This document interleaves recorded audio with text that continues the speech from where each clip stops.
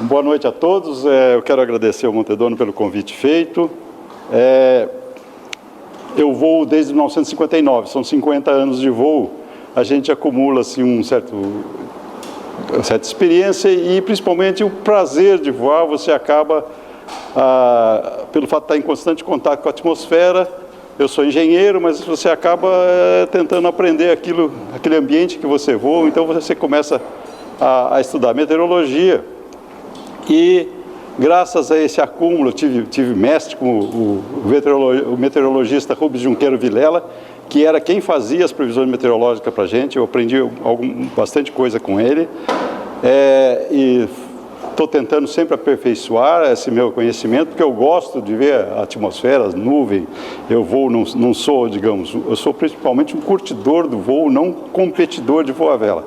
E com isso a gente acaba aprendendo bastante sobre esse assunto. Como resultado, nos últimos 2 anos eu tenho sido o meteorologista convidado pelo pessoal do Voa Vela para fazer as previsões meteorológicas para os nossos campeonatos. Eu tenho muito prazer em estar aqui agora com um grupo que voa em vertebrados, pessoal que tem o mesmo tipo de voo que a gente e que tem o mesmo vibração para voar. Mas o que eu preparei, eu vou contar para vocês como eu faço as minhas previsões para o campeonato de voa vela. Porque como eu não tenho experiência de voo de asa delta nem de paraglider, fica um pouco difícil, mas eu vou tentar na medida do possível transmitir aquilo que eu conheço de meteorologia e vocês vão aproveitar, tentar a gente casar as coisas, tá certo? Podemos começar aqui.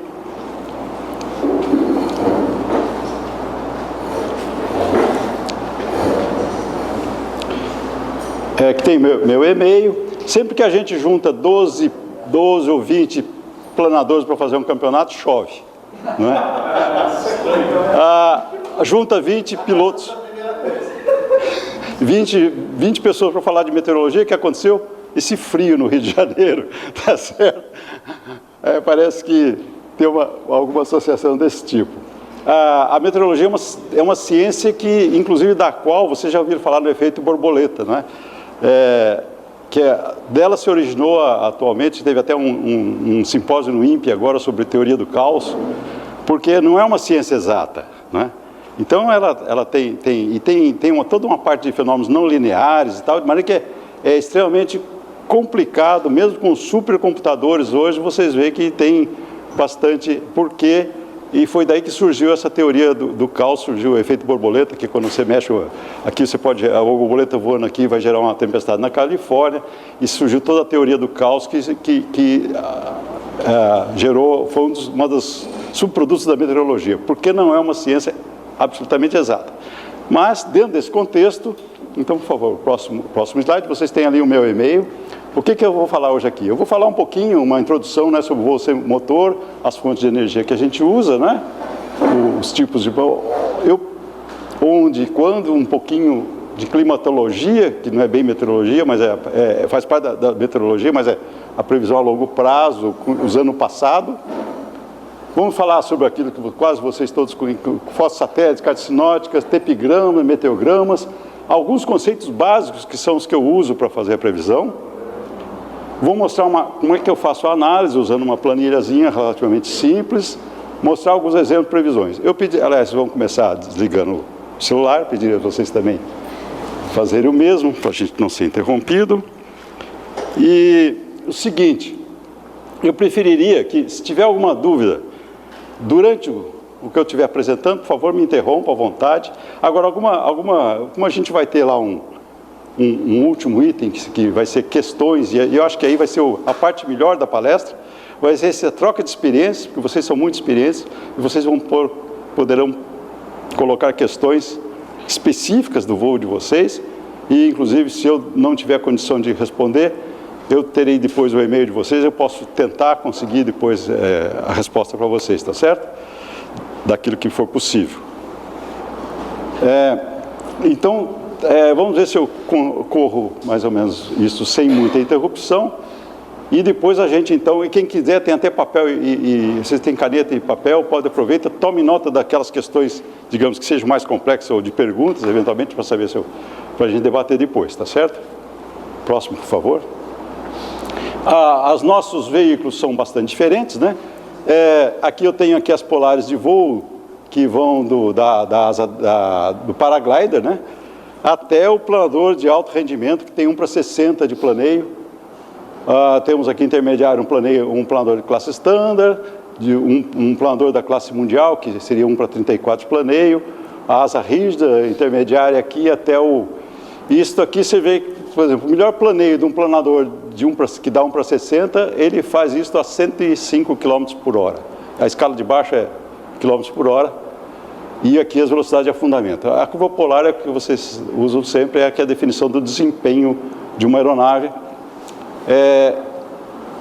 Então existe uma grande diferença. Se você vai programar competições de planadores, você está pensando em velocidades médias da ordem quase acima de 100 km por hora, então você precisa pelo menos um polígono, você precisa pensar em meteorologia meio numa escala um pouco grande, porque não dá para você fazer isso muito pontualmente.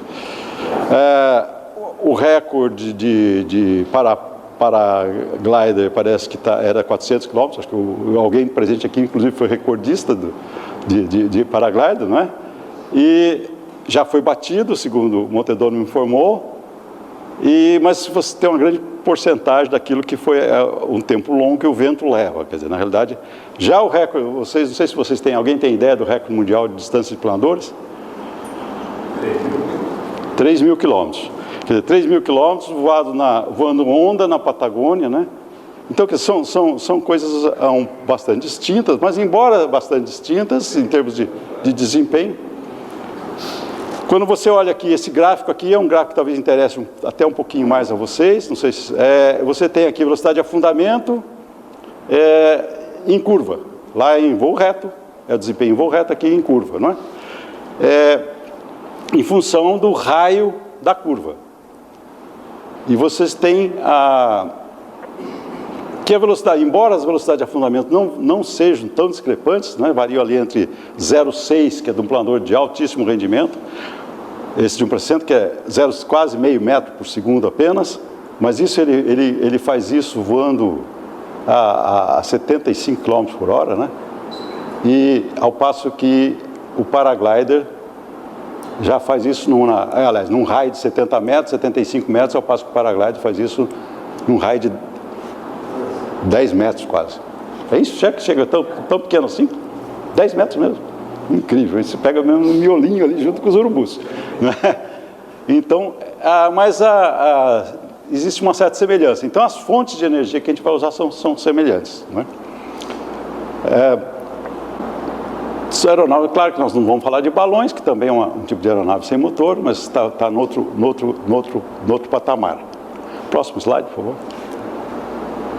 As fontes de energia que nós usamos, vento mais relevo, nós temos dois tipos de ascendentes. Nós temos o que classicamente nós no Voa Vela chamamos de voo de colina, não sei como vocês chamam, que é a interferência de um vento com um relevo a baralavento, né, do relevo.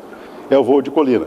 Esse nós todos voamos, principalmente aqui, né? Vocês voam bastante. Nós também lá em Puan, em alguns lugares, aqui em Nova Iguaçu, o pessoal voa, tem alguns locais que o pessoal voa de planador também nisso. Ao passo que existe um outro fenômeno de sotavento, que são as ondas de montanha que os planadores utilizam. O recorde mundial é feito nesse tipo, você tem interferência de um vento de altitude bem forte, tem que ter um gradiente de vento específico. Nós não vamos falar sobre previsão de voo de onda aqui, mas existe o tipo de voo de onda que você vai surfando, como quem faz surf, você vai surfando o ascendente, e é nesse tipo de voo que fez 3.000 quilômetros. Nos Andes, na Patagônia Argentina.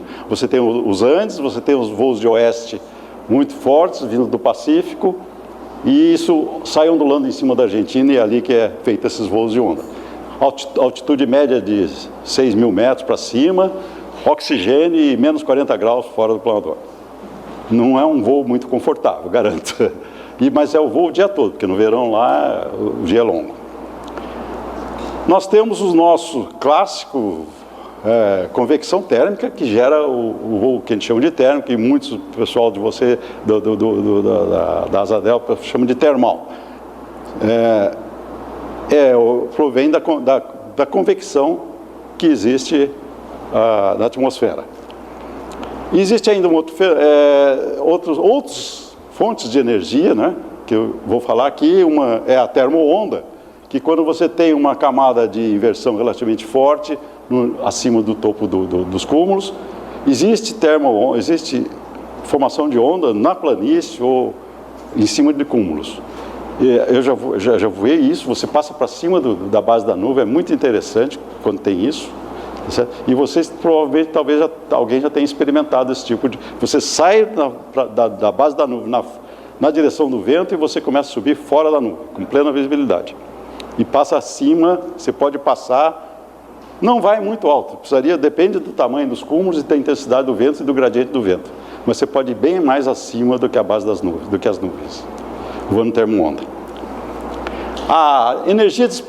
Existe ainda, por exemplo, outros tipos. Isso aqui a termo-onda é uma interferência aerodinâmica digamos, de correntes, né, aéreas. Existe, por exemplo, a convergência. Quando você tem uma convergência de ventos, você tem ali, o vento tem que ir para algum lugar. Você tem o solo embaixo, os ventos estão convergindo no mesmo lugar e vai subir. Então ali vai ter um ascendente com nuvem ou sem nuvem, quer dizer, isso é sempre interessante. A gente, quando voa, está observando as fogueiras, fumaça. Se tiver uma convergência de vento, no ponto da convergência de vento você vai ter um ascendente, geralmente contínua, que é muito boa para... não precisa girar nela, você aproveita voando reto. Existe a brisa marinha, que vocês devem conhecer, o ar frio. No final da tarde, o continente é mais quente, sempre... no final da tarde o mar está mais frio e esse ar frio entra para dentro, cria uma zona de baixa pressão no continente, esse vento entra. Lá em São José nós estamos a 80 quilômetros da praia e a gente voa, que a gente chama de voo de cunha. O apelido lá é voo de cunha, porque na realidade é uma cunha do vento frio que sobe a serra e vai na direção do Vale do Paraíba, e esse ar frio entra levantando como se fosse uma colina, né? Um obstáculo aerodinâmico que vai erguendo aquele ar que está no vale. Aqui, a famosa brisa marinha, esse é muito explorado em vários lugares. Aqui no Rio, certamente, vocês têm, forma geralmente uma linha, uma estrada de nuvens, que vem avançando do mar para a terra e vai continente adentro. Pois não. Tem uma época do ano que tem mais cunha? Geralmente é que você tem que ter essa condição de diferença de temperatura grande entre pode ter em qualquer época do ano, praticamente. Eu não vejo assim depende digamos, o mar está frio e o céu está claro no interior. Aquecimento grande no interior. Isso pode ser tanto no inverno como no verão. No verão isso é muito perturbado, porque aí já super desenvolve. O verão sempre é complicado devido ao superdesenvolvimento, né? Já gera uma linha de CB e tal. Mas isso ocorre, não tem época certa para ocorrer. Já as ondas, pelo menos em São José dos Campos, elas ocorrem principalmente no inverno. A gente só consegue voar. E na Patagônia o pessoal voa no verão. Pois não? Tem horário esse voo Final da tarde. Geralmente é depois que o continente se aquece, né? E aparece essa diferença de pressão entre o mar e a terra. E entra essa brisa marinha. Você diga, o vento vira lá para nós, vira sul. Aqui deve ser parecido, quer dizer, sudeste. Quer dizer, entra aquela corrente de vento sul e você vê uma linha de cúmulos. Quando tem nuvem, às vezes é seca. Às vezes é seca. Se você não tiver umidade suficiente, é seca. Mas existe sempre a hora que o vento virou, se o vento no continente está num sentido e o que está chegando do mar está vindo de outro, pode contar que ali embaixo está vindo aquela massa de ar frio e erguendo a outra massa de ar mais quente para cima. E isso permite que você voe paralelo ao oceano, à linha de costa, né? Mesmo lá em São José, a gente voa paralelo ao Vale do Paraíba, porque se bem que tem lugar que isso entra mais forte, onde a serra é mais baixa, ela entra mais forte, então ali nem sempre ela é paralela, ela forma umas ondulações. Às vezes é uma língua, como ele falou lá, às vezes tem um vale, na Califórnia é famosa, né? Tem o Cajun Pass lá, onde o vento, a brisa marinha entra e invade o deserto da Califórnia, quer dizer, a brisa marinha entra por ali e entra erguendo tudo. Tá certo? Então é uma interferência aerodinâmica. Existem outros tipos de ascendentes. Vocês devem conhecer muito mais do que a gente, porque vocês voam micro, que são vórtices horizontais, que às vezes se formam, e o pessoal do planador não tem tanta condição de estar muito veloz, não consegue aproveitar tanto essas coisas, mas se vocês observarem, por exemplo, aquele urubu gavião, o que de asa bem inclinada, que parece um urubu, mas na realidade ele é um gavião, que é o campeiro, ele voa sempre perto do solo, não bate asa e está sempre pairando. Então existem outros tipos de interferência. A famosa Morning Glory lá da Austrália, que é um vórtice horizontal, que aqui em Cabo Frio parece que também aconteceu, já teve, já fotografaram, quer dizer. Então existem outros tipos que ainda pouco explorados de ascendentes, e que principalmente os que voam aeronave mais leve, com os paragliders e asa delta, poderão talvez explorar. O voo dinâmico já é mais difícil, porque precisa de um desempenho maior, que é o que o Albatros faz, né? Que você pode usar o gradiente de vento.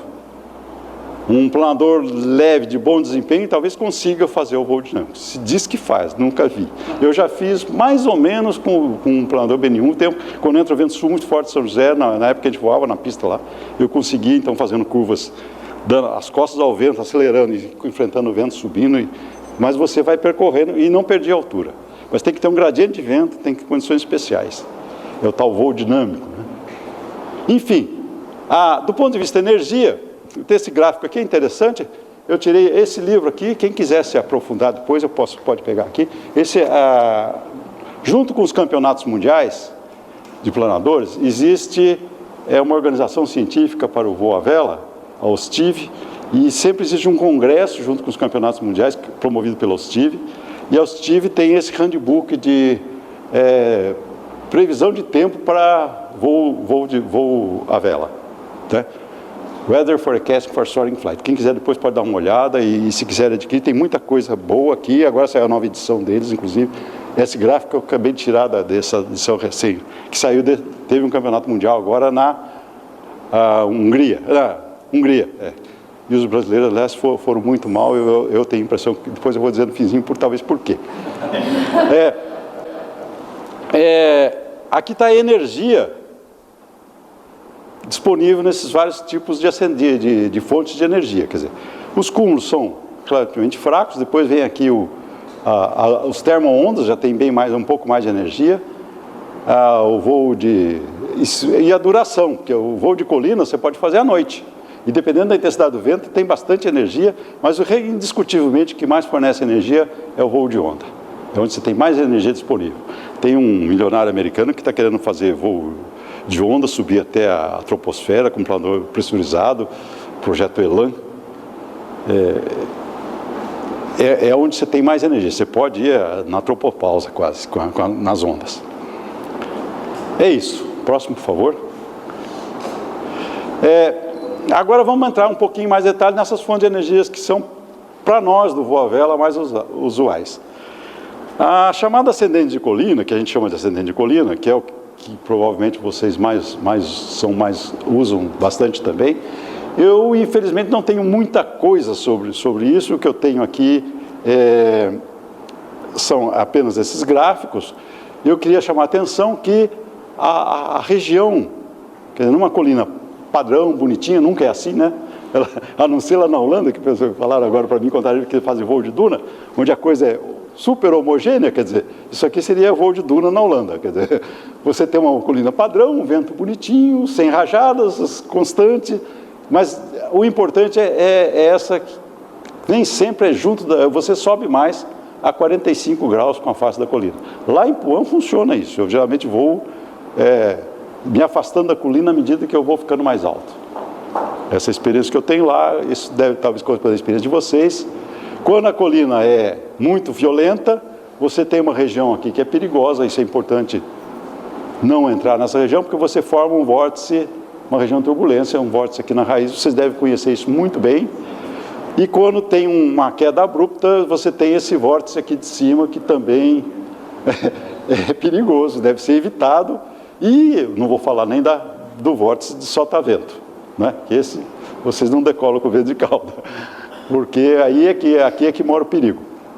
Mas isso é o que eu tenho para falar de térmica de colina, que certamente é um assunto que vocês dominam muito bem. E a gente voa pouco, é mais assim, em campeonato geralmente a gente está a nossa principal fonte de energia é a térmica. E a térmica não é aquela coisa bonitinha que a gente tem aqui. O pessoal que projeta planador e que examina, eu, por exemplo, quando faço handicap, tudo, existe um estudo de um russo, que fez uma estatística das térmicas, das sessões da térmica, e o melhor estudo que eu tenho de térmica teórico que tem até hoje é esse aqui, que mostra que as térmicas, divide as térmicas em 4 tipos, fraca, larga, que seria essa aqui, fraca, estreita, forte, larga e forte, estreita. Sendo que numa competição de planador, a gente voa 40% do tempo nas fortes estreitas, 40% geralmente nas fortes largas, 10% nas estreitas, que às vezes você fica abaixo e não tem outro jeito, tem que pegar um miolinho lá estreito, e 10% naquelas banheiras que às vezes se formam no final da tarde e tal. Então, esse é a teoria, né? Mas na prática, como é que é a térmica? A térmica é uma coisa que vocês estão vendo aqui, esse gráfico é muito interessante, que mostra que a térmica não tem nada de bonitinho assim. Para cálculo de desempenho de planador e projeto de planador, isso aqui vale mais ou menos, é o que a gente usa, né, para handicap, para projeto de planador, essa abstração. Na prática, a térmica ela é alguma coisa bem mais complexa. Ela pode, dependendo do vento também, não ser redonda, pode ser comprida, ela pode ter vários ramos, né? Ela é cisalhada pelo vento. Se você tiver um vento no meio um gradiente de vento, ela é cortada, ela tem as tais bolhas, né? Você pega uma bolinha ali, aqui é um bolho descendente, nesse caso aqui. E essas aqui estão coroadas por cúmulos bonitinhos, chatos, tal, mas às vezes são secas. Mas o mais importante é isso, que você tem que estar constantemente tentando achar o melhor lugar dentro dela. Elas não são coisas padrões, né? Que pelo padrão, no handicap a gente usa geralmente um raio de curva da ordem de 60 metros para planador, para comparar os planadores. Mas com 60 metros você consegue subir razoavelmente bem. E 40 graus de inclinação, que é o padrão que a gente usa, é o ideal, mas na prática você voa de todo jeito e... né? Uma coisa importante que eu queria lembrar para vocês das térmicas é o seguinte: as térmicas elas têm 2 tipos básicos. Elas podem ser fixas, quando está ventando, principalmente, né? Elas podem estar fixas. Se existe um gatilho aqui, uma diferença de temperatura, num ponto ali que está provocando onde elas nascem, elas vão ficando inclinadas com o vento, porque elas continuam saindo, a massa vai continuando sempre saindo ali. Mas na superfície mais lisa, elas vão andando com o vento. Então, está ventando, você vê o redemoinho na superfície plana, o que acontece? Aquele redemoinho vai andando, ele não fica parado. Então, existem as térmicas móveis e as térmicas fixas. Se ela estiver ligada ao gatilho, então é muito importante estar olhando para baixo, vendo se existe um gatilho, um ponto mais aquecido, de onde pode estar, não só olhar a forma da nuvem, mas de onde está provindo aquela nuvem. A sombra da nuvem dá umas dicas muito boas, né? Quando a sombra está escura, a nuvem está funcionando. Quando ela começa a aparecer as manchinhas claras no meio da sombra, sai de baixo porque a nuvem já está se desmanchando. E assim por diante. Enfim, a gente poderia ficar falando aqui há muito tempo, mas não vai dar tempo. Vamos até o fim, para entrar na parte mais de previsão. O que eu tinha de falar. Próximo, por favor. Aqui é uma parte que eu tenho um certo orgulho de falar, porque... de certa maneira, que existem alguns estudos climatológicos no mundo de onde é o melhor lugar voar, mas eu, tentando marcar o Campeonato Brasileiro, eu descobri que existe um parâmetro que governa muito bem os melhores lugares para voar. Dá uma clicadinha para mim aí. Esse parâmetro é a evaporação. Eu publiquei um artigo naquela revista muito boa de aviação, que acabou já faz alguns tempos. Quando eu fiz esse estudo, faz uns 15 ou 20 anos atrás, que eu cheguei a essa conclusão, porque eu queria saber, é a diferença de temperatura, é a insolação, é menos chuva, mais seca, menos chuva. E eu descobri, meio sem querer, que a evaporação, no fundo, ela reúne isso tudo. Porque o que a convecção faz? Ela tira ar úmido, forma nuvem lá em cima, o ar menos, e volta mais seco. Então, quanto mais, é bom para tomar cerveja, né? E é bom para voar. Quer dizer, quando a evaporação é alta, os lugares onde a evaporação é alta, se vocês observarem, isso aqui é mapa de evaporação, eu chequei o mapa de evaporação nos Estados Unidos no mês de julho, que é o mês que a evaporação é maior, e exatamente os mundiais, os campeonatos, eu fui num campeonato mundial no Texas, aqui, em Marfa, e os outros campeonatos mundiais que têm sido feitos nos Estados Unidos são nessa região. Quer dizer, mês de julho nos Estados Unidos, mapa de evaporação, os picos de ponto de evaporação são os lugares que tem mais, se bem que choveu, né? Marfa choveu, juntou um monte de planador para fazer, choveu em plena época da seca, quer dizer, os agricultores ficaram muito felizes, mas junta planador, chove. Agora na Hungria foi um tempo horrível, quer dizer, a turma penou lá bastante. Os mapas de evaporação são um excelente indicador de onde e quando fazer. Então, se você, aqui está, por exemplo, esses mapas de evaporação você consegue no INMET. Vocês entram lá no INMET, tem aqui o site, né? Vocês entram lá, ele tem mês a mês o mapa de evaporação. Aqui está o mapa de setembro, né? Que é o mês que vem. Vocês veem que nesse artigo eu dizia que o pessoal que fosse fazer campeonato no Nordeste não teria decepção, e realmente depois disso, quando o pessoal de asa e quando foi para Quixadá, realmente ficou demonstrado que realmente lá... Eu fui fazer eu tentei propor um campeonato de planadores no Nordeste, mas naquela época a gente tinha poucos planadores motorizados com motor, e realmente as condições de pouso lá para planador não são nenhuma maravilha. Eu tinha uma ilusão sobre a Caatinga, quando eu fui lá ver como é que era a coisa, eu falei, não, é muito bom, você não posa, mas se for posar, quebrou. Então, não deu para fazer o campeonato lá, mas olha, realmente no mês de setembro, outubro, por exemplo, essa região aqui é excelente. Resultado, na minha gestão da presidente da BVV, a gente transferiu os campeonatos para Bebedouro, que é essa pontinha que uma vez nós fizemos um campeonato no Triângulo Mineiro, só que um pouco antes tem um outro parâmetro que não aparece aí, que é a visibilidade. Naquela época a gente não tinha GPS, e a fumaça dessa época do ano, a gente voava chegando embaixo, e navegar com bússola e mapa e olhando só para baixo, um desespero, quer dizer, não dá. Então, é melhor às vezes esperar umas primeiras chuvas, com um pouco menos de evaporação, não é? Mas a atmosfera mais clara. Então, outubro, geralmente a gente faz o campeonato em começo de outubro. 12 de outubro é uma data, assim, que virou nessa região aqui. Se vocês pegarem o mapa de evaporação de dezembro, vocês vão ver que aqui no sul tem uma região muito boa, que os campeonatos de voa à vela no sul são feitos em dezembro.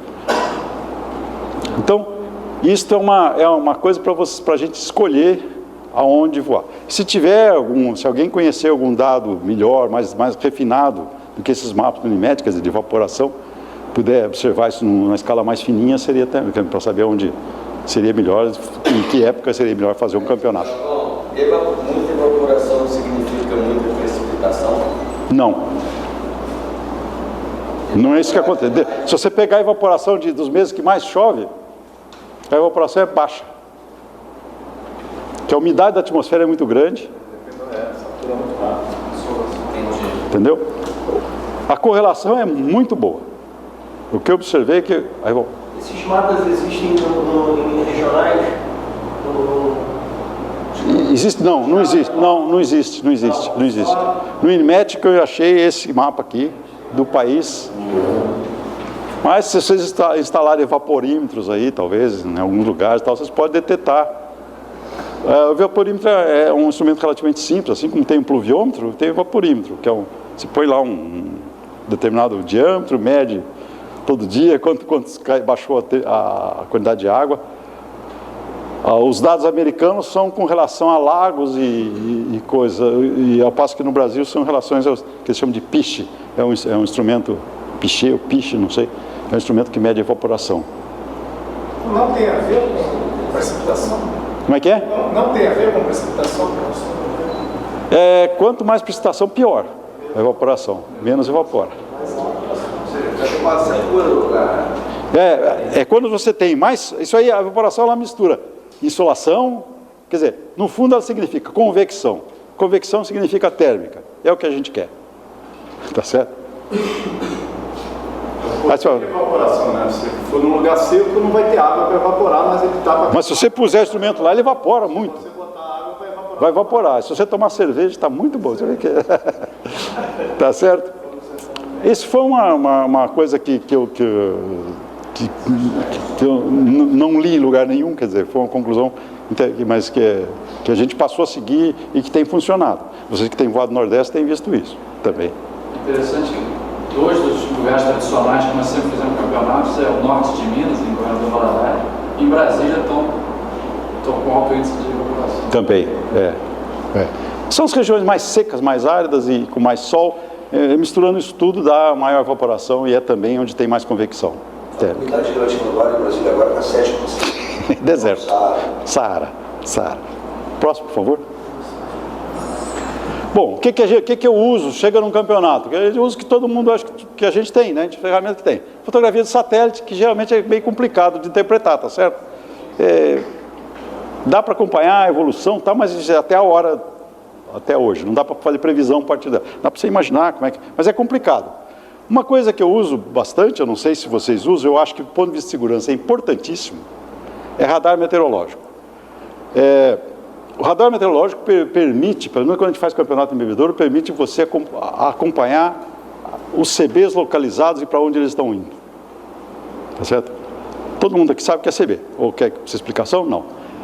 Mas permite, além de tudo, um fenômeno que eu acho que vocês que sabem o que é CB, mas não sabem o que é o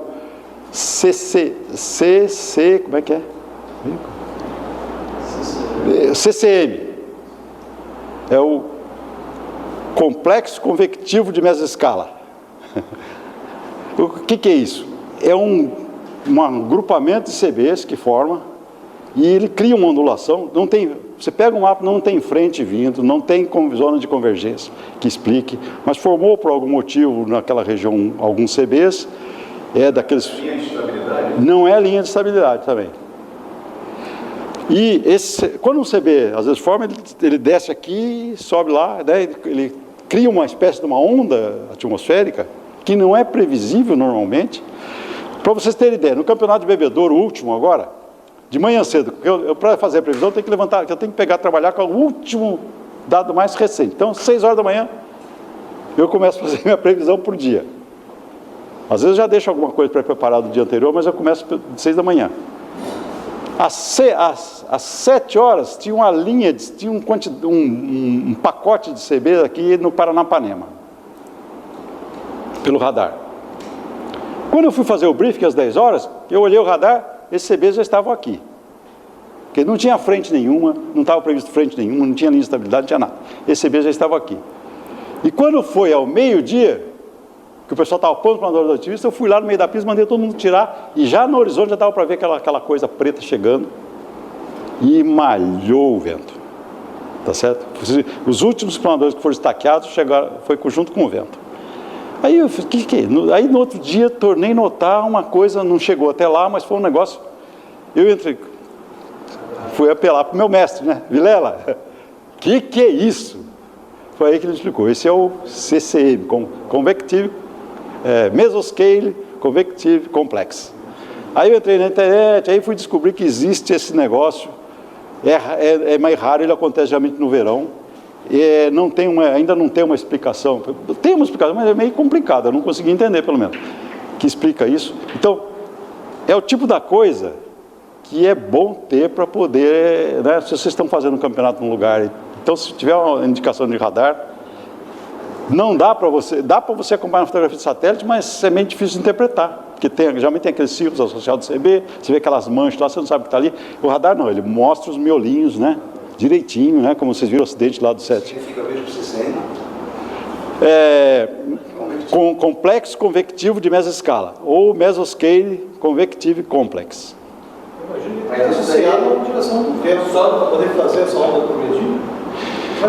Evento de altitude, geralmente é por causa de vento de altitude. Nós vamos falar mais para frente um pouquinho aqui de vento de altitude, aí vai dar... Você consegue ver no dia da prova, né? Porque o CB de um dia para o outro, ele... Não dá para prever.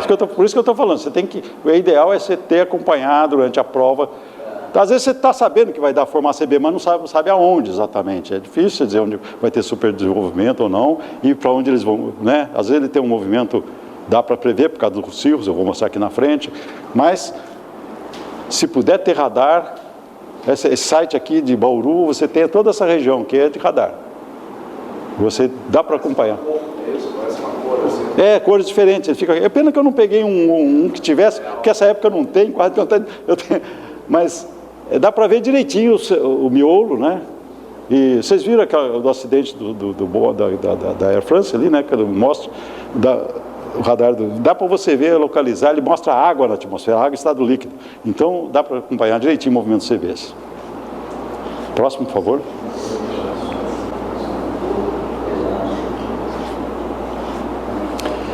O que eu olho? Eu olho também porque olhar a fotografia de satélite, a carta do INPE, de carta sinótica de superfície, já é analisada por meteorologista.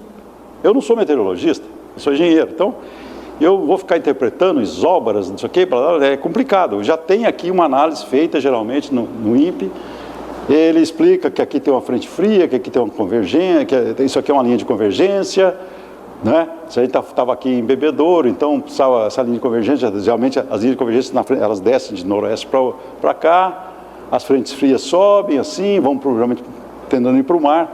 Enfim, existe já, inclusive, isso mais ou menos explicado. Então não custa nada dar uma olhadinha na carta sinótica. E eu sempre olho também a carta de altitude. A carta de altitude mostra os ventos de altitude, especialmente essa corrente de ventos fortes, que é o jet stream aqui do hemisfério sul. Dá para você localizar. Quando ela está aqui em cima do local, pode ter caca, porque às vezes ela interfere, desce. Os famosos tornados não são mais do que interferência entre uma frente oclusa e uma jet stream que gela ali, bota gelo no meio da brincadeira e cria os tornados. Então, não sou meteorologista, não tenho condições de interpretar muito bem, mas geralmente tem uma análisezinha feita por meteorologistas junto com essas cartas de altitude. Não custa nada dar uma olhadinha. Eu sempre dou uma olhadinha para ver se a gente não vai ter alguma coisa mudando rapidamente. Se está assim livre, ela não está muito perto, não tem grandes mudanças previstas. Tá certo? Não custa nada. Basicamente, a de superfície mostra o quê?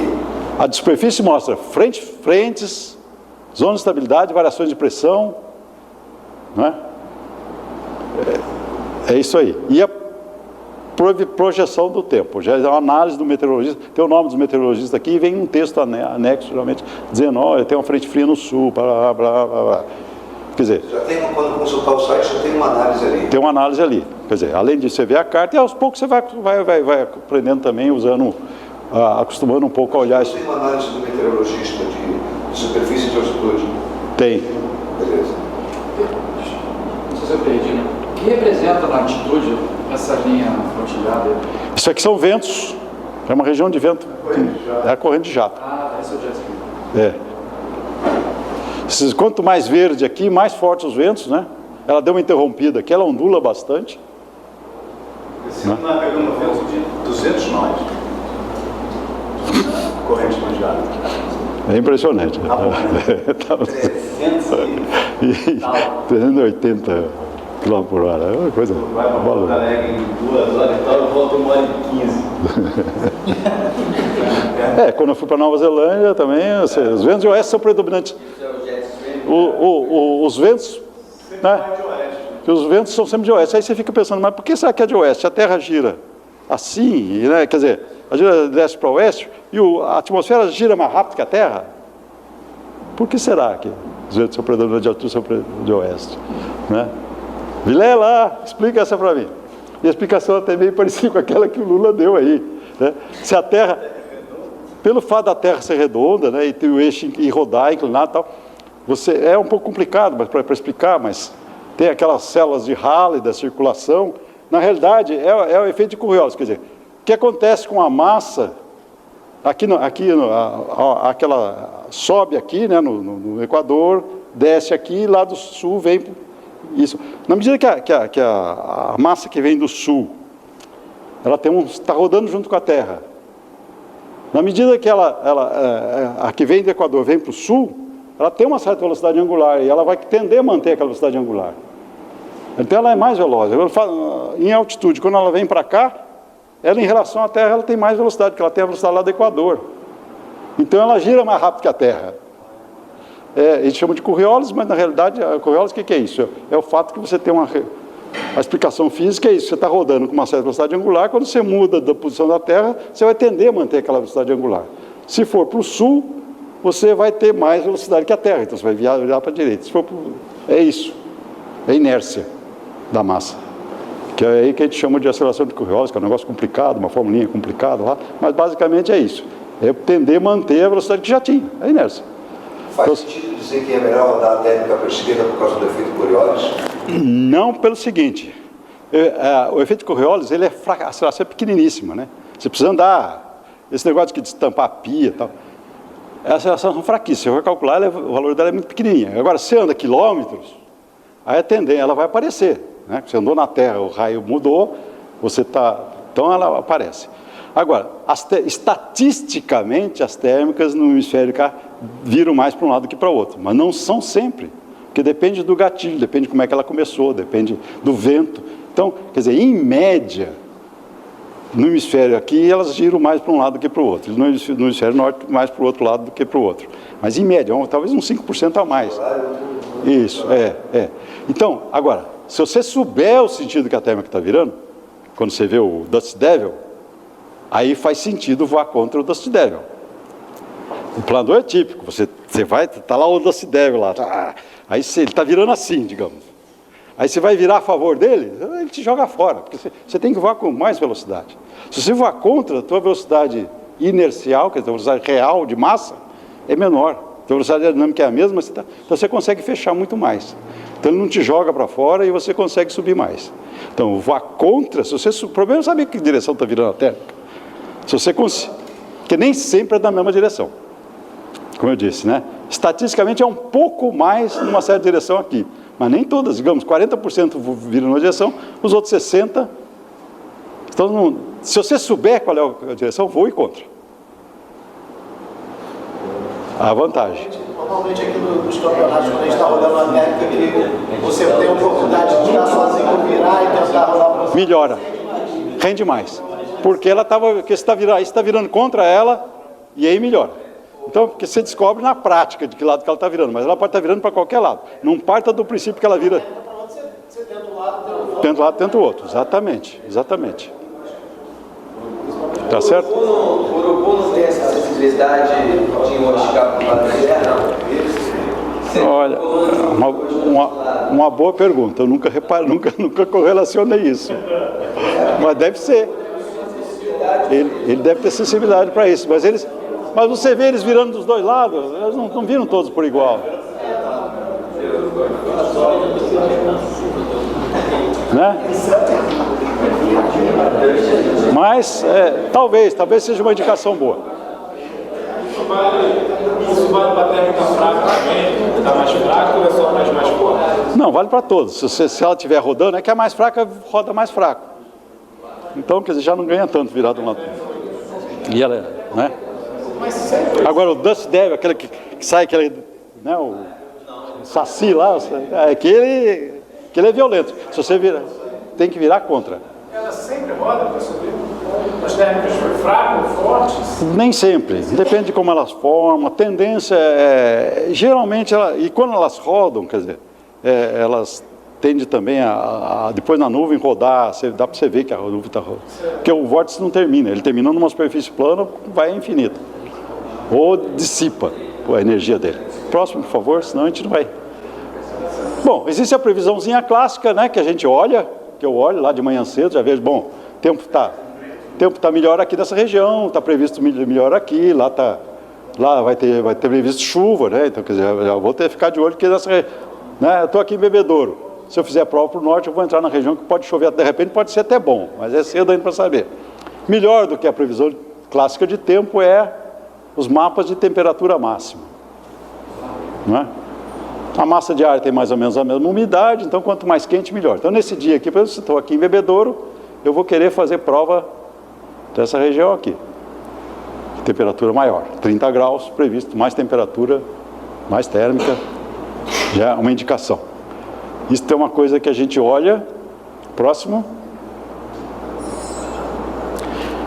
E agora, tepigrama. Isso aí os meteorologistas adoram, eles babam com isso aí. Mas é um negócio que você olha assim meio complicado. Todo mundo conhece o tepigrama? Isso aqui é a temperatura do ar com altitude. Aqui você tem eles põem umas unidades complicadas, milibar. Em vez de pôr altura, eles põem milibar. Bom, tá bom. Não tem importância, porque é só guardar que 500 milibar é mais ou menos 5.000 metros. Então, a região que interessa para a gente, na realidade, é essa por aqui. No máximo, for voar onda, talvez por aqui, mas a região nossa de voo é por aqui. Mas é interessante olhar isso aí. Por quê? Isso aqui está me indicando que vai poder haver cirros aqui.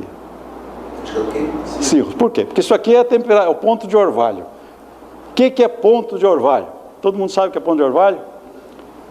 Ponto de orvalho é a temperatura onde o vapor d'água, que é um gás incolor, transparente, né? O vapor d'água é a água evapora. Aqui nessa sala está cheio de vapor d'água, só que ele está na forma de gás. É um gás transparente. E mais um detalhe, ele é mais leve que o ar.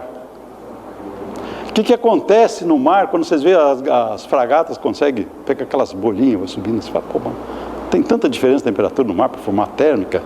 Não é nem tanto, às vezes além de uma pequena diferença de temperatura na superfície da água, ali concentrou, aquele ar está um pouco mais úmido, na mesma temperatura, mas o vapor, ou tem mais que o vapor d'água. O vapor d'água é mais leve que o ar, então ele desprega.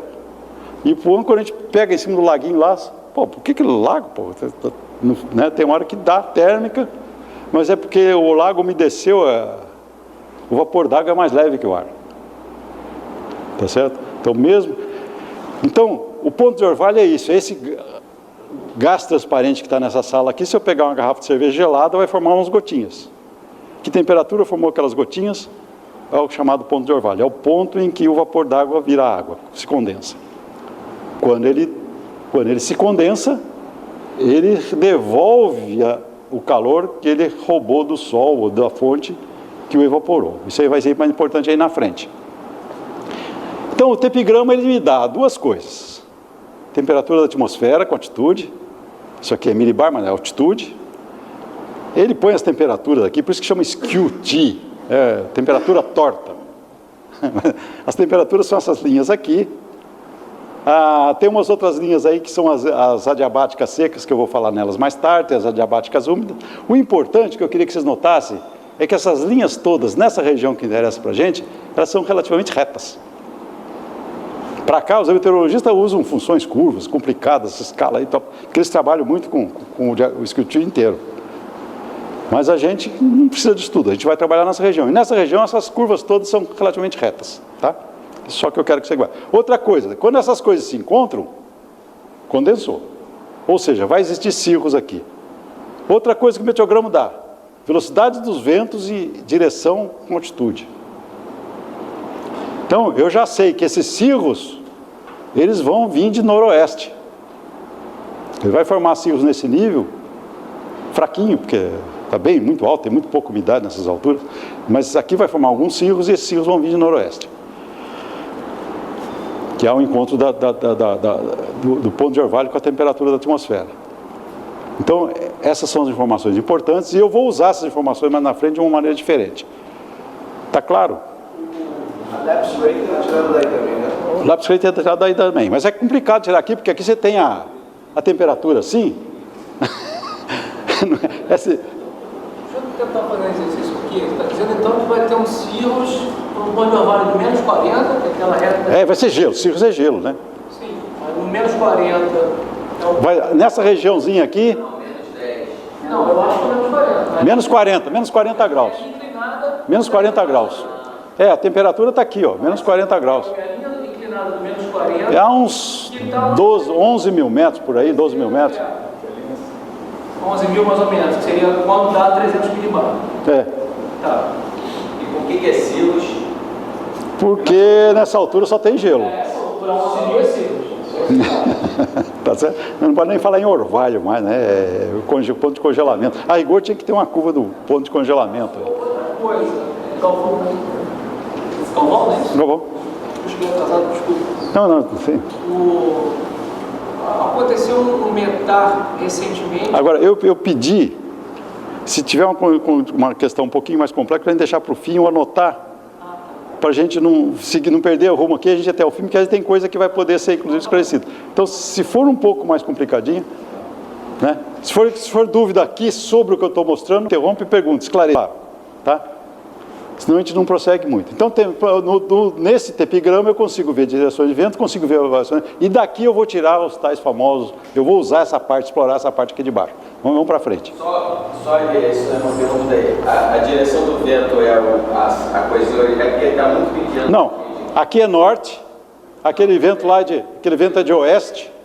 Não, mas o que as setinhas de cima... Não, as barbelas é a intensidade do vento. Então, quando você tem duas barbelas, isso é linguagem de meteorologia, quer dizer, quando você tem uma barbelinha só, é 10 nós. Quando você tem duas barbelinhas, é 20 nós. E se é meia barbela, é 5 nós. As barbelinhas da seta. E para onde ela... Aqui é de noroeste, ó. 20 nós de noroeste. Entendi. Tá? Tá bom. No dia que você vê vários tetos, deveria então várias interseções dessas duas linhas? Seguramente. Próximo. Bom, tem um meteograma que acho que todos vocês costumam olhar, né? O que eu faço no campeonato? Eu pego, como é campeonato planador, eu não quero a situação num local, eu quero na área, me interessa o bebedouro sozinho, eu quero, digamos, a área de bebedouro, eu pego o meteograma de maior grade, tá certo? E como a área que a gente voa ainda é maior ainda, eu pego também alguns meteogramas de cidades dentro do polígono de provas, para a gente ter uma ideia. E o que é o mais importante, que é o mais considerado meteograma? Primeiro, previsão de chuva, sempre é bom considerar, que ele já está prevendo, porque isso aqui são cálculos complexos que o supercomputador faz, né? Não são certezas, mas é uma ótima indicação, e eu tenho que me basear nele, eu preciso basear em alguma coisa.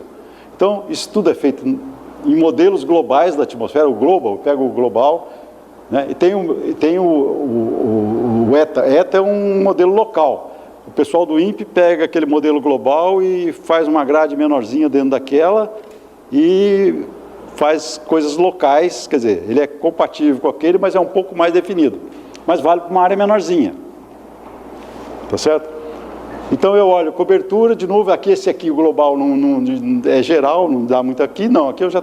Se bem que nunca eu vejo os cúmulos aqui, né? Às vezes está cheio de cúmulos, ele não aparece nesses meteogramas.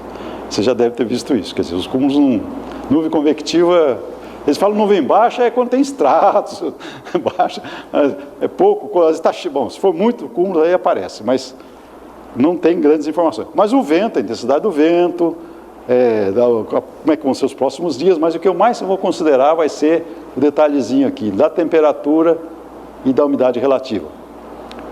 Nós vamos mostrar como mais para frente. Então, agora eu quero dizer algo para vocês, alguns conceitos básicos. Que é, teoricamente, a atmosfera cai 7 graus cada quilômetro, né? Aquele famoso gradiente, tem a atmosfera padrão, bonitinho, se a Terra não rodasse, o Sol tivesse... Então, a atmosfera teria uma temperatura que cairia 7 graus, porque cai a pressão, enfim...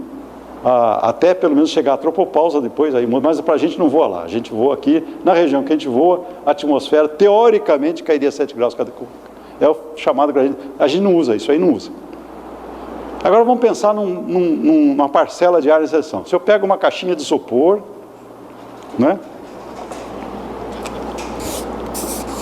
Põe um termômetro nela e deixo um furinho para manter a pressão dentro da caixa igual a de fora, e vou pegar essa caixinha e começar a subir com ela. É o que a gente chama... Por que é isopor? Porque é para não trocar calor, né? Dentro da térmica, ela troca calor nas beiradas, mas no miolo, dentro da térmica, o ar não está trocando calor. Alguma irradiação tem de lá para fora, mas é por isso que a gente fala em adiabático. Adiabático significa sem troca de calor. Como é que ficaria essa caixinha de isopor se eu fosse subir com ela? Vai cair a pressão e esse ar, quando enche pneu, você sabe, quando você comprime, esquenta, da mesma maneira, quando você baixa a pressão, ele esfria. Ele vai esfriar bem mais, ele esfria 7 graus, 10 graus, 10,4 graus cada quilômetro.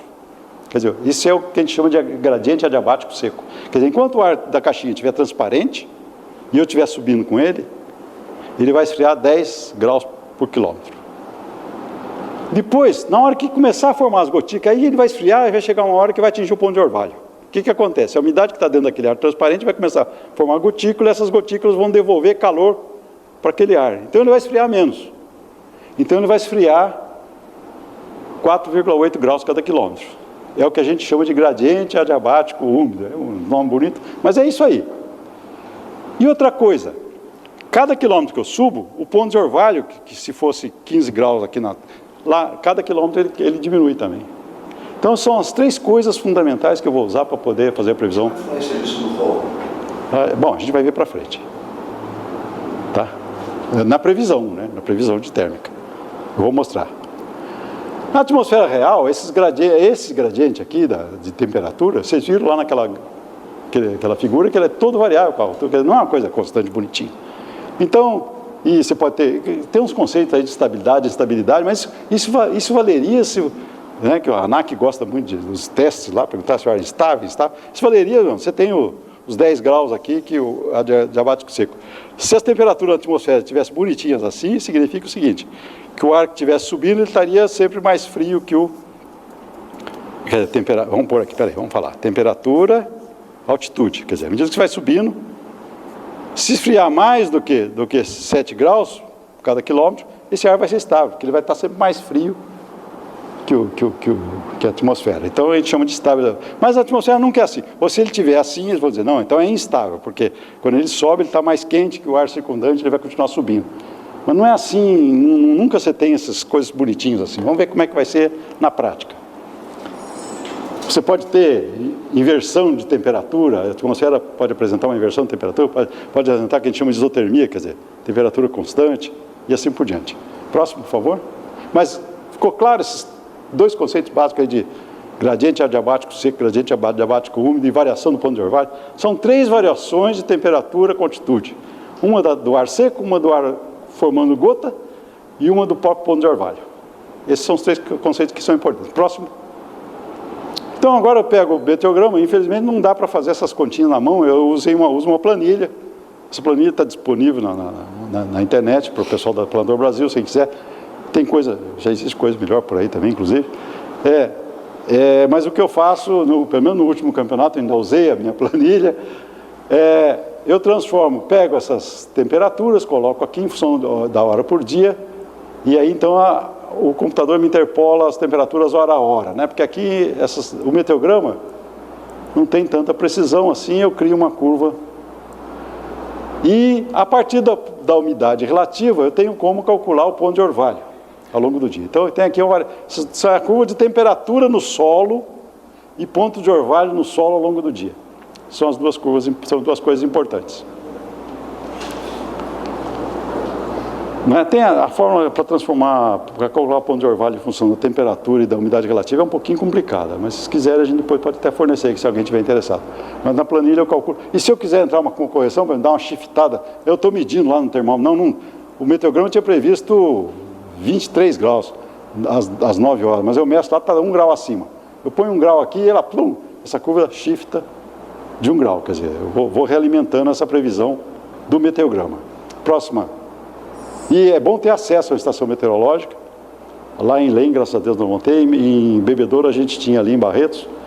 Então, porque é difícil essas estações meteorológicas que a gente monta, não se iludem, elas são bem ruinzinhas, porque você precisa pôr o termômetro em um lugar certo, da maneira certa. Os meteorologistas, quando eles montam uma estação meteorológica, tem um monte de critério que eles usam. Então, existem estações meteorológicas automáticas, as do INPE e as do NMET.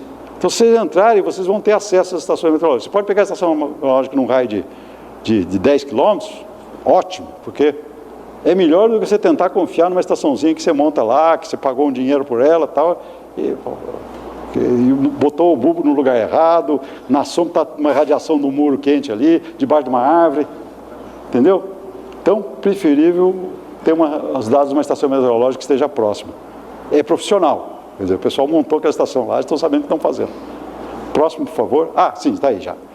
Aí eu pego aquela parte da sondagem lá, vocês viram que lá ele dava em vários milibares as temperaturas do ar e do ponto de orvalho. Só que em milibar eu não sei trabalhar direito. Na planilha, então, transforma aquele gráfico complicado, o T, num gráfico que a gente entende. Quer dizer, tem aqui temperatura, altura e aqui temperatura. Um gráfico normal. Então tem aqui as temperaturas do dia, o ponto de orvalho ao longo da altitude e o ponto de orvalho no chão deveria coincidir aqui, não coincidir por quê? Porque eu pego essa previsão aqui, eu tiro esse... De manhã eu pego a previsão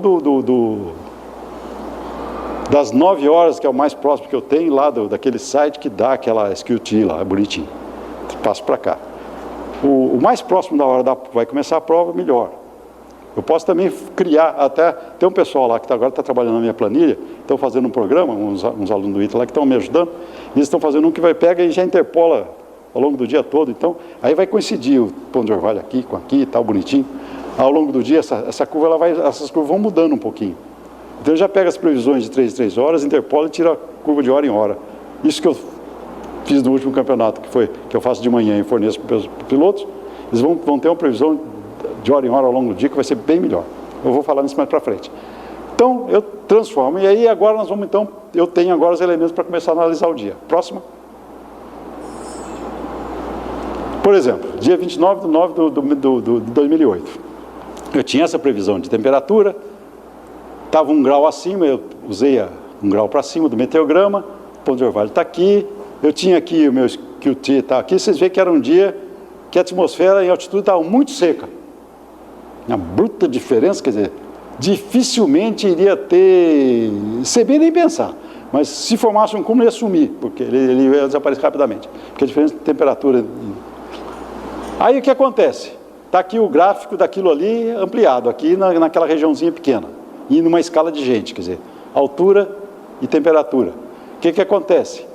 Se eu pegar uma parcela de ar nessa hora aqui, primeiro, eu sei que eu vou poder chegar a 800 metros, a hora que uma parcela de ar sair a 23,2 graus, ela vai se resfriar nessa velocidade e ela vai parar aqui, que aqui ela vai estar na mesma temperatura que a atmosfera. Então eu sei que no horário que for 23 graus lá, eu posso mandar para o pessoal, pode decolar.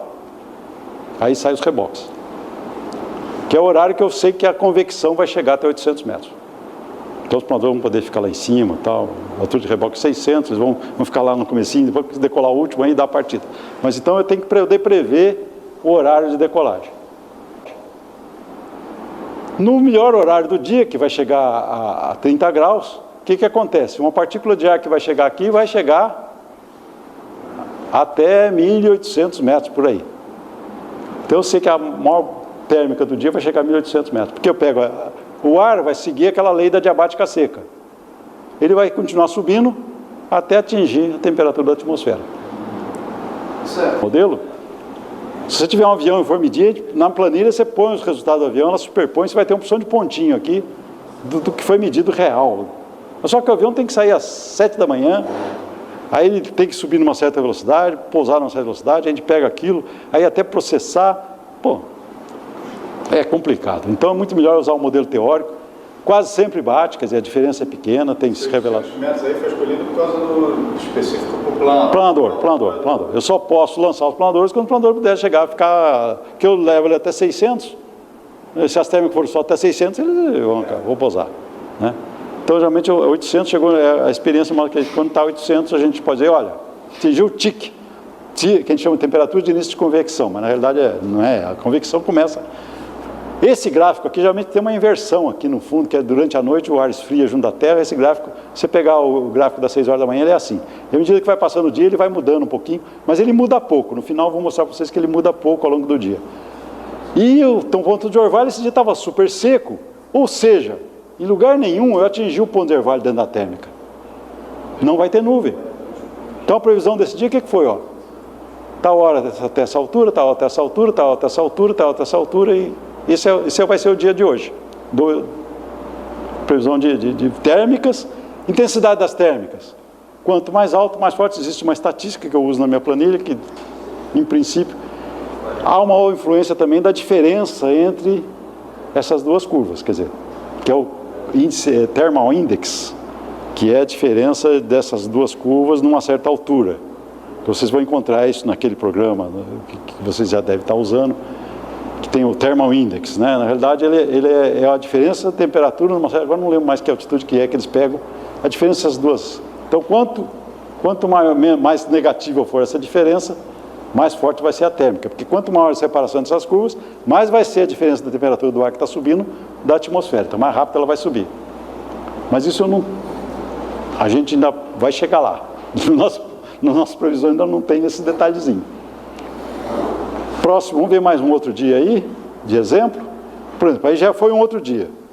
Esse outro dia, o que aconteceu? Nessa horário, né, meio-dia, temperatura de 28 graus pelo meteograma, eu ia subir até 1.400 metros, o ponto de orvalho estava ali pertinho, mas não ia ter nuvem ainda. Mas a hora que chegasse 27 graus, eu podia decolar, o pessoal ia, ao meio-dia está a 1.300, quando a temperatura tivesse 28 graus. Esse foi o levantamento desse dia, né? Próximo gráfico. Essa temperatura é uma sombra? É a temperatura... Está medindo? Não, a que eu meço é aquela que eu corrijo o meteograma, que é essa aqui. Como é que você mede? Qual é o seu termômetro? Não, eu tiro do meteograma. Meteograma, teria que voltar lá. Aquela curva do meteograma, eu uso aquela curva do meteograma.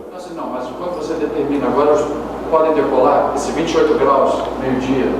Assim, eu corrigi já o meteograma pelas temperaturas. Geralmente, eu não meço porque eu vou errar, eu prefiro usar... Agora, se eu já verifiquei que o meteograma está sistematicamente, se eu tiver uma estação meteorológica perto, e eu checo na estação meteorológica, por exemplo, de Barretos, quando eu estou em Bebedouro, ou lá em Lem tem uma estação meteorológica do CPTEC lá, CPTEC não, do INMET. Então, beleza, se lá a estação meteorológica está, eu vou usar os dados dele, porque eu não vou medir, porque medir é difícil. A medida da temperatura na estação é na sombra. É na sombra, é na sombra, é na sombra. Não é no sol. É na sombra, não é no sol, não. Essa temperatura é na sombra. 50 e tal. Então, esse dia, essa hora, meio-dia, ia chegar a 1.300, mas não tinha nuvem ainda. Estava quase formando nuvem. Próximo slide. O que aconteceu? A hora que chegar aqui. O que acontece aqui às 15 horas, 3 horas da tarde? Aí vai chegar a 33 graus. Esquentou bastante. O pessoal vai conseguir subir a 2.200 metros. Quando chegar a 2.200 metros, ainda não encontrou a temperatura, mas se encontrou o ponto de orvalho, porque o ponto de orvalho aqui está aqui. Aqui formou a base. Essa, quer dizer, que minha base vai estar aqui. Começou a formar a nuvem aqui. E aí, a partir daqui, o ar começa a seguir a diabática úmida. E continua paralelo. Quer dizer, o ar vai continuar subindo, porque ele não está encontrando. Como ele esfria menos que a própria atmosfera, ele vai continuar subindo. Aí eu falo, mas se ele vai continuar subindo, o troço vai virar CB, né? Bom, aí eu olho no meteograma, não tinha previsão de chuva? Uma chuvinha.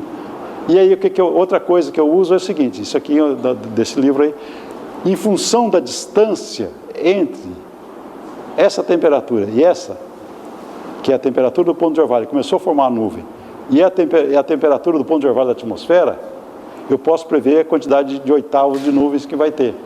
Então, nesse caso aqui, só tinha 5 graus. Então, só tinha uma diferença grande, 5 graus. Porque se esse ponto de orvalho tivesse encostadinho aqui, aí a nuvem ia cada vez ficar maior, ia crescer e poderia até formar um CB. Mas 5 graus, eu entro aqui nesse gráfico, 5 graus é 2 oitavos, quer dizer, são poucas nuvens. Porque a atmosfera em cima está relativamente seca. Então, o ar, apesar de começar a formar nuvem, essa nuvem não vai progredir muito, ela vai acabar. Aquela inclinação quando muda, da encosta no ponto de orvalho. É de 10,5 para aquela outra que a gente viu. 4. Como ele perde 4,8. É a de seca para úmida. Isso. Ao passo que aqui é aquela variação do ponto de orvalho, que é 2 graus por quilômetro, uma coisa assim, né? Só aqueles 3 gradientes que eu estou brincando com eles aqui. Tá certo?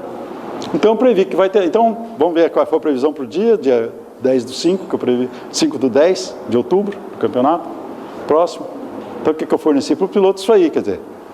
No começo, até as 12 horas, ia chegar a 1.400 metros mais térmica seca, iam começar a formar os cúmulos, depois ia formar talvez até uma chuvinha, né? Porque tinha umidade, mas não tinha muita umidade e não tinha perigo de CB. Outra coisa que eu forneço geralmente também é a intensidade do vento na pista, que está aqui embaixo, isso aí você tira do meteograma, intensidade das térmicas em função da altura, aquilo que eu disse, existe uma estatística. Eu até tinha em algum lugar, eu mostrei uma fórmula aí que mostrava... e falo também dos cirros, né? Se vai poder ter cirros ou não. Por que os cirros? Porque o CB, né? Ele se desloca e os cirros se deslocam, o CB se desloca na direção dos cirros, porque ele é alimentado, geralmente um CB, né? Ele tem aqui aquela região aqui está chovendo geralmente atrás, e ele se desloca na direção da bigorna. E a bigorna está em grande altura, porque ele vai chovendo aqui atrás, isso cria ascendente para frente, e isso faz com que o deslocamento dele seja sempre... Às vezes o vento de chão é uma coisa, o vento geral é outro, e o CB eles marcham na direção que os cirros marcham. Então olhar para que direção que a bigorna está indo é deslocamento do CB. Isso é importante para a gente estar vendo que a coisa não vai para lá, porque ele vai indo naquela direção. Tá certo? E aquele gráfico lá mostra também qual é a direção do vento predominante na altura dos cirros. Vocês voam com pouca chuva? Se for de fraca intensidade, ou mesmo se tiver um CB, mas se não tiver, não vai atravessar a rota, se você puder voar na beirada dele, né? Porque o planador tem um freio muito forte, quer dizer, se você precisar não ser sugado, você abre o freio, chuta um parafuso, tal, você sai. Mas precisa cuidado, né? Tem velocidade para vazar, para sair fora. Vazar, cair fora. Você abre o freio. Paraglider, o que eu vi lá, não é que foi na Austrália que a moça foi? Nossa senhora, lá bobeou. Mas você viu a foto daquele CB? Os caras bobearam. É que às vezes está escondido. O duro do CB é que de longe você vê bem ele. Mas quando você está perto, tem tantos cúmulos na frente dele ali que você não vê direito ele. Você vê a chuva, às vezes o raio e tal, mas você não vê onde é que ele está. Por isso que o radar é importante, porque o cara fica lá do chão, ó, pilotos, CB concentrado em cima de Mococa, intensidade grande, se deslocando para o noroeste. Porque o pessoal que está em voo não vai saber determinar isso. No chão, às vezes dá para ver, mas nem sempre.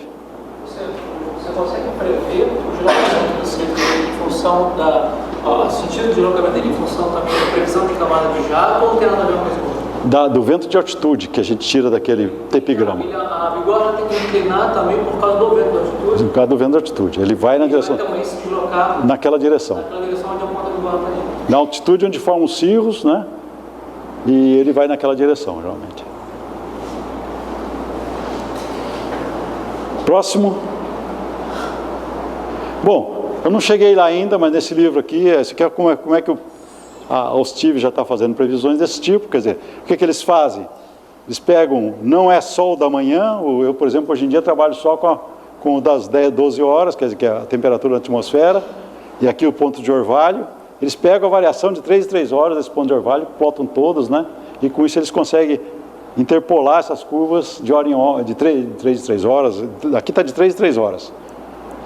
Esse é um dia típico de formação de superdesenvolvimento. Por quê?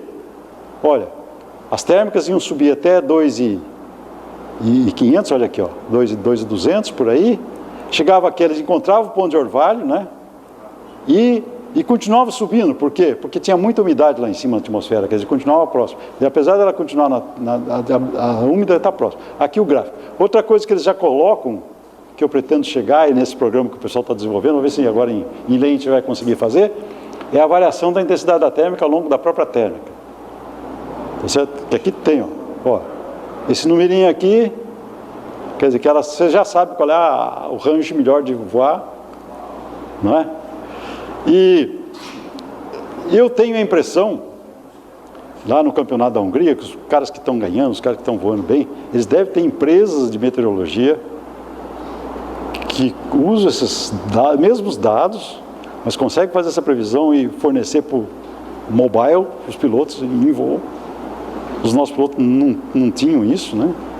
E o cara, porque você tem uma informação dessa em voo up-to-date de hora em hora, e com um mapa de onde é que estão as regiões, esse site que você forneceu, ele dá um mapa, só que ele dá de 3 em 10 horas. Mas eu acredito que já existem softwares capazes, é perfeitamente possível se fazer e provavelmente eles devem cobrar caro desses pilotos, desses times, que o pessoal que investe um planador de 140 mil euros, paga um belo, não vai querer voar num campeonato pagando um programinha simples, ele vai pagar bastante por um software caro, e eu tenho a impressão que é isso que está fazendo principalmente a principal diferença nos mundiais atualmente. Porque Isso aqui é simples, isso aqui a gente consegue fazer já. Um pouco mais refinado que isso, já precisa um processo de computação bem mais, fontes de informação meteorológica bem maiores. Mas é possível se fazer coisa melhor que isso hoje em dia. Bom, com isso, eu tenho, aqui eu estou falando desse manual. Essa sua planilha, colocar os dados e chegar. Consegue, tem a planilha autoinstrutiva, ela tem tudo lá explicado direitinho. Tem um roteirinho. Tem um roteirinho. Tem um roteiro, tem o site, tem tudo. Tá certo? Próximo, por favor. E assim, você disponibiliza ela? Disponibilizo. Eu disponibilizei na Planador Brasil, eu já coloquei algumas vezes. E agora ela está melhorada, porque o pessoal que está trabalhando está melhorando ela. Então, Então assim, manda ela depois. Tá certo. Eu divulgo pela Tá certo. Mas não faz aquilo que o Steve já está fazendo ali, né? Ela faz aquele que ele é mais um pouquinho, estamos um pouquinho para trás ainda. Agora então, a gente pode, eu queria agradecer, que eu não sou meteorologista, mas o que eu aprendi em meteorologia foi principalmente com o Junqueira Vilela, que é um meteorologista que faz voa à vela, um pouco mais novo que eu, mas é mais ou menos da minha idade, e é um grande meteorologista do voa à vela. Ele que me ensinou essas questões dos detalhezinhos, porque você aprender isso na prática, a gente desenhava. Na época dele, ele ficava lá pegando essas informações ainda por teletipo, para chegar que estava vendo frente da Argentina. A gente desenhava em papel milimetrado essas curvas, passava diabática seca, era um trabalho de cão. Hoje a internet está aí, você tira tudo automático, tem planilha, né? É uma maravilha. Eu recomendaria quem gosta, como eu, de atmosfera e de meteorologia, ler esse livro. Nuvens, frentes, fenômeno atmosférico, tudo que vocês imaginarem. Não é específico para voa à vela, mas é uma gostosura de ler. Chama-se Science and Wonders of Atmosphere. É da John Wiley, do Getzelman. É um meteorologista americano que gosta do fenômeno. Ele começa explicando a lei de Newton, quer dizer, é para a lei de meteorologia entrar na ciência da atmosfera. Então era isso que eu tinha a dizer. Agora vamos então passar para a parte do debate, que vocês devem ter muita coisa para me ensinar também. E eu acho que o melhor disso é a gente aqui misturar os conhecimentos e sair daqui mais rico. Podemos acender mais luz, né? Tem gente já ficando com sono. Ver se eu tiver condição de responder alguma coisa. Esse da Steve, a gente tem que comprar. Você pode comprar o nosso tipo. Você tem que mandar dinheiro para eles, é que é ruim, entendeu? Mas o ideal é alguém lá na Europa comprar. Quem é que está aqui? Você. Manda para o pessoal aí, compra e manda. O Steve é em Delft. Onde eu trabalho. Onde você trabalha. A sede da Steve é em Delft. É mesmo? Bormans era o presidente da Steve, um cara fabuloso, ele que os perfis aerodinâmicos, ele é um aerodinamicista ótimo, né? Eu tive umas discussões com ele, porque às vezes as fuselagens dos planadores devem a um trabalho meu e tal, então eu conheço muito bem ele. Mas é o Steve, Organização Científica Internacional de Voo à Vale. Se vocês procurarem no Google Steve, vocês vão entrar no site, tem todas as publicações da Steve e tem esse manual específico para voa à vela. Aqui tem os conceitos básicos de tudo que eu falei aqui, tem aqui. Tem voo de onda, tem previsão de voo de onda, que para vocês não é o caso. Tem muita coisa aqui, muito bom. Esse é o manual novo. Essas situações automáticas que tem no site